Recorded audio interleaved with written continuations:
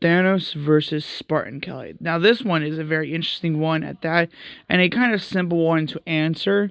Let me explain.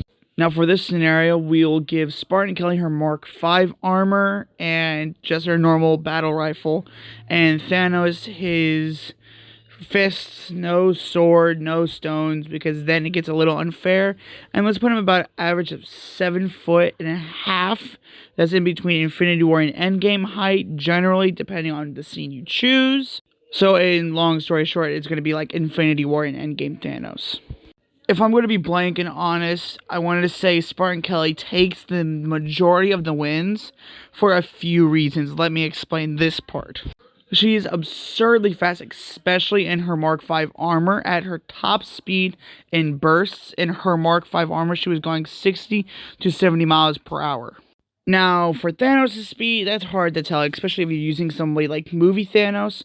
We never actually see him run in any scene. We see him, like, fast-paced, but that's it. So, let's put him at maybe 30 miles an hour at his top speed, generally just for the movie Thanos. Not necessarily actually Thanos, because in some comics he can go really, really fast, but we're using movie Thanos.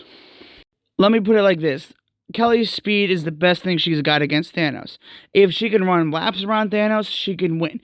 If she charges using a burst and hits Thanos in the right spot, she could break bones and maybe even kill him with a single knee strike. That's not including if she hits him with a knee and then shoots him in the head with the battle rifle.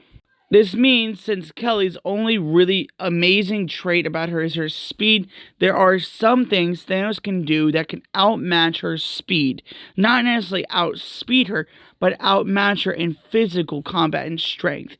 Meaning if he's able to time the perfect time when she's either going by him or coming with a knee strike, he could slam her to the ground and beat her to the death.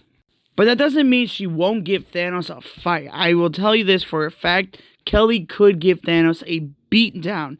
Even without the speed, she could still probably beat the crap out of him. But it would come down to the fact that she has speed. That's the only thing that she can really use against him, and would be the only upper hand she has. So I would give Kelly 60% of the time she'd win a fight against Thanos just because of her impeccable speed that she has. But the other 4 times, Thanos absolutely can cook her. Just depends on when and how it goes down.